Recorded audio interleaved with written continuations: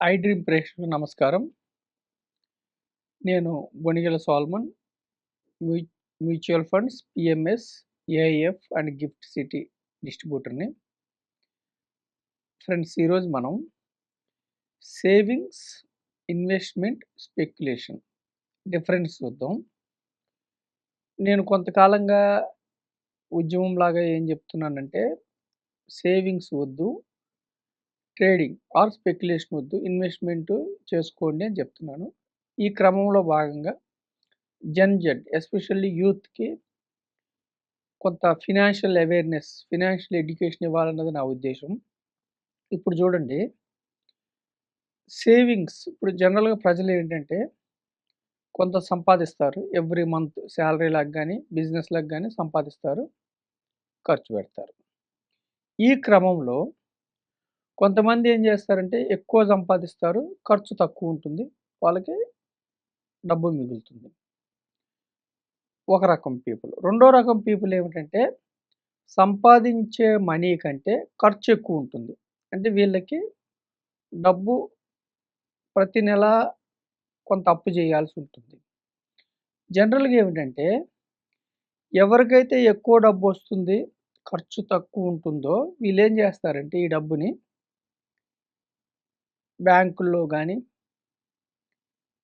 Savings అకౌంట్‌లో గాని, FD గాని, లేదంటే ఎండోమెంట్ పాలిసీస్ గాని, అలా సుకన్య సమృద్ధి గాని, పోస్ట్ ఆఫీస్‌లో గాని అలా వీళ్ళు డిపాజిట్ చేస్తారు. అయితే బ్యాంక్స్ ఏం చేస్తాయి? ఈ వీళ్ళు చేసిన డబ్బుని, అంటే ఎవరి దగ్గరైతే ఎక్కువ డబ్బుందో ఆ డబ్బుని ఎవరికైతే ఎక్కువ ఖర్చులుంటాయో, అంటే డబ్బు సరిపోదో వాళ్ళకి అప్పులిస్తూ ఉంటాయి. సో, రెండో రకం వ్యక్తులు ఎవరంటే ఖర్చులెక్కువ, ఆదాయం తక్కువ. అయితే వీళ్ళేం చేస్తారు? అప్పు తీసుకొని కొంతకాలం తర్వాత అసలు ప్లస్ వడ్డీ కలిపి బ్యాంకులకి గాని, లేదంటే ఇండివిడ్యువల్‌గా వడ్డీలు తీసుకున్నా గాని కడతారు. ఇక్కడ వ్యక్తులేంటంటే ఈరోజు వచ్చిన డబ్బుని ఈరోజు వాడుకోకుండా కొంత నియంత్రించుకొని వీళ్ళకి అప్పివ్వటం వలన ఫ్యూచర్‌లో వీళ్ళు ఎక్కువ అమౌంట్ పొందుతారు. సో, ఇక్కడేమిటంటే సేవింగ్స్ అంటే ఏమిటంటే వచ్చిన డబ్బు మైనస్ ఎక్స్‌పెన్సెస్, దాన్ని సేవింగ్స్ అంటారు. అయితే మనం ఏమంటున్నామంటే ప్రజల్ని సేవింగ్స్ మాత్రమే మీరు చేసుకుంటే దీర్ఘకాలంలో మీరు ఇంకా పేదవారవుతారు. మధ్య తరగతి వారు ఇంకా మధ్య తరగతి వారవుతారు. సేవింగ్స్ మాత్రమే వద్దు. దాన్ని ఇన్వెస్ట్‌మెంట్ వైపు మళ్లించండి అంటున్నాం. ఇన్వెస్ట్‌మెంట్ అంటే ఏమిటంటే సేవింగ్స్ అంటేనేమో షార్ట్ పీరియడ్‌లో, అంటే కొద్ది కాలం. ఇప్పుడు ఎఫ్‌డి ఉందనుకోండి, షార్ట్ పీరియడ్ ఉంటుంది.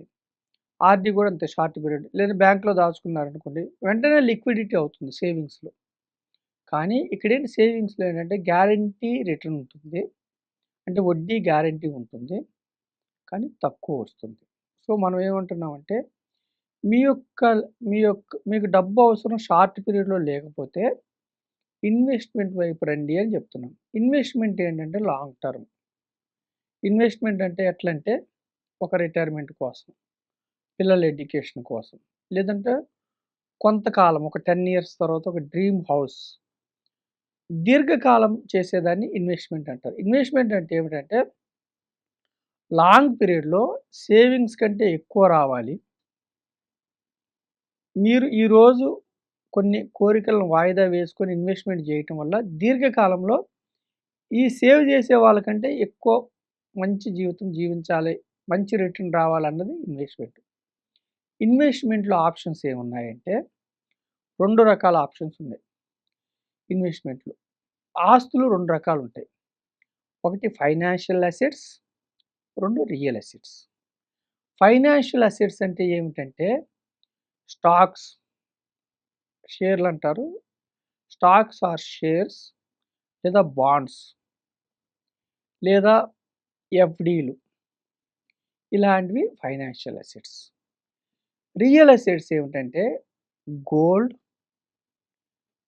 రియల్ అసెట్స్ అండ్ గోల్డ్ కాకుండా lands, commercial buildings, residential buildings, ఇలాంటివి రియల్ అసెట్స్. అయితే ఫైనాన్షియల్ అసెట్స్‌కి, రియల్ అసెట్స్‌కి డిఫరెన్స్ ఏమిటంటే, రియల్ అసెట్స్ మీకు భౌతికంగా కనపడతాయి, ఆనందాన్నిస్తాయి. ఫైనాన్షియల్ అసెట్స్ ఏమిటంటే ఎవరికీ కనపడవు. అంటే మీకు మాత్రమే తెలుస్తుంది. ఆ ఎఫ్‌డి ఉందా? ఆ స్టాక్స్ ఉన్నాయా? ఆ బాండ్స్ ఉన్నాయా? మీకు మాత్రమే తెలుస్తుంది.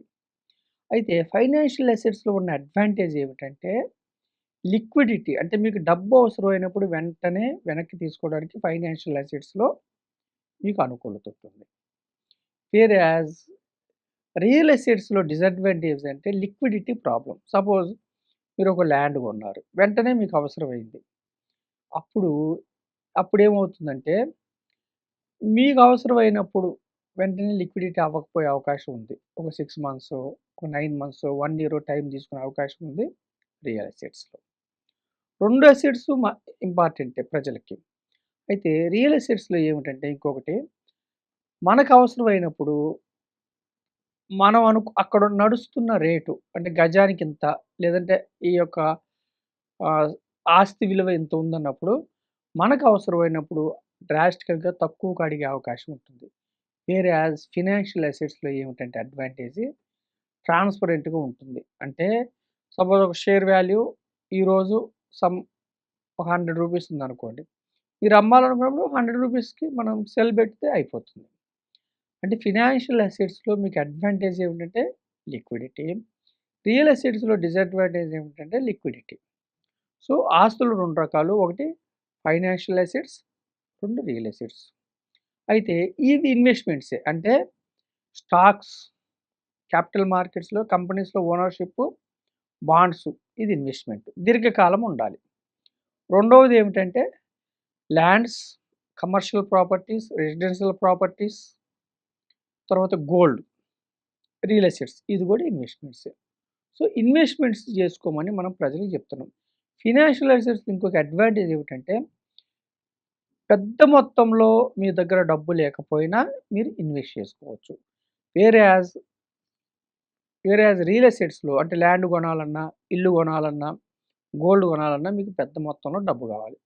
ఇక్కడ ఫినాన్షియల్ అసెట్స్‌లో ఏంటంటే కొంచెం కొంచెం నెలకి రూ. 100, 500, రూ. 1000తో కూడా మీరు ఇన్వెస్ట్‌మెంట్ బిల్డ్ చేసుకోవచ్చు. దీర్ఘకాలంలో మీకు డీసెంట్ రిటర్న్ జనరేట్ అయ్యే అవకాశం రియల్ అసెట్స్‌లో ఉంటుంది. ఫినాన్షియల్ అసెట్స్‌లో కూడా ఉంటుంది మీకు. సో, ఇప్పుడు మనం సేవింగ్స్ వైపు మాత్రమే ఉంటే అంటే మీకొచ్చిన ఆదాయం మైనస్ ఎక్స్‌పెన్సెస్ దాన్ని సేవింగ్స్ అంటారు. అంటే తక్ గ్యారంటీ ఉండే ఇన్‌స్ట్రుమెంట్స్‌ని సేవింగ్స్ అంటారు. సేవింగ్స్ మాత్రమే మీరు తీసుకుంటే భవిష్యత్తులో ధరల పెరుగుదలను మీరు అందుకోలేరు కాబట్టి సేవింగ్స్ వద్దనే విషయాన్ని మనం ప్రజలకి ప్రమోట్ చేస్తున్నాం. షార్ట్ పీరియడ్‌లో మీకు డబ్బు అవసరం ఉంటే సేవింగ్స్ ఇన్‌స్ట్రుమెంట్స్ వైపు వెళ్ళాలి. లాంగ్ పీరియడ్‌లో మీరు వెల్త్ జనరేట్ చేసుకోవాలంటే ఇన్వెస్ట్‌మెంట్ వైపు చూజ్ చేసుకోండి. తర్వాత స్పెక్యులేషన్. స్పెక్యులేషన్ అంటే ఏమిటంటే ట్రేడింగు దాన్ని స్పెక్యులేషన్ అంటారు. ట్రేడింగు. అయితే ట్రేడింగ్ అంటే F and O trading. Future and options. Future and ఆప్షన్స్‌లో ఏమిటంటే మీకు ఒక హేతుబద్ధత ఉండదు. అంటే ఏ స్ట్రాటజీ మీరు తీసుకుంటే డబ్బొస్తుంది అన్నది ప్రూవెన్ కాన్సెప్ట్ గాదు. ఒక్కొక్కసారి రావచ్చు, ఒక్కొక్కసారి పోవచ్చు. స్పెక్యులేషన్‌లో మొత్తం డబ్బులు బోయే అవకాశం ఉంటుంది. కాబట్టి స్పెక్యులేషన్‌లో సెబీ ఏం జెప్తుందంటే స్పెక్యులేషన్ గూడా అంటే ట్రేడింగ్ గూడా సెబీ అండర్‌లో ఉంటుంది. అంటే మార్కెట్స్ పెరుగుతాయా? తగ్గుతాయా? ఆప్షన్స్ గావచ్చు, ఫ్యూచర్స్ గావచ్చు, స్టాక్ ప్రైసెస్ పెరుగుతాయా? తగ్గుతాయా? లాట్స్ తీసుకొని చేయటం గావచ్చు. స్పెక్యులేషన్ గూడా సెబీ అండర్‌లోనే ఉంటుంది. కానీ హై నాలెడ్జ్ గావాలి. ఒకవేళ మీరు ఊహించిన దాన్ని రివర్స్ అయితే మీ డబ్బు మొత్తం పోయే అవకాశం ఉంది.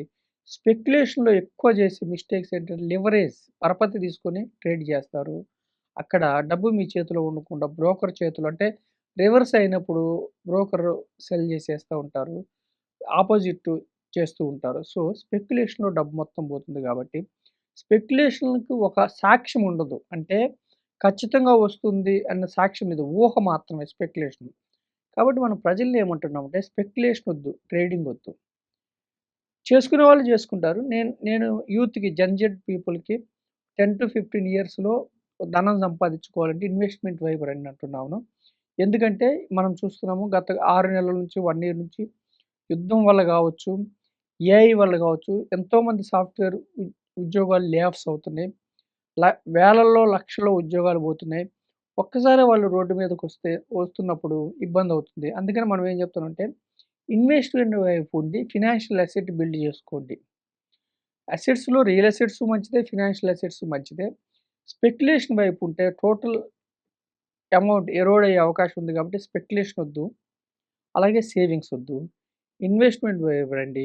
ఇన్వెస్ట్‌మెంట్ వైపు కూడా ఎలా ఉండాలంటే సెబీ అండర్ ప్రొడక్ట్స్ అయితే ఇండెక్స్ ఫండ్స్ కావచ్చు, ఈటీఎఫ్‌లు కావచ్చు, డైవర్సిఫైడ్ ఈక్విటీ మ్యూచువల్ ఫండ్స్ కావచ్చు, పీఎంఎస్ కావచ్చు, ఏఐఎఫ్ కావచ్చు, GIFT City products, NRS GIFT City products కావచ్చు. మనం రెసిడెంట్ ఇండియన్స్ అయితే ఫారిన్ స్టాక్స్ ఎక్స్‌పోజర్ తీసుకోండి. గిఫ్ట్ సిటీ ప్రొడక్ట్స్ కావచ్చు.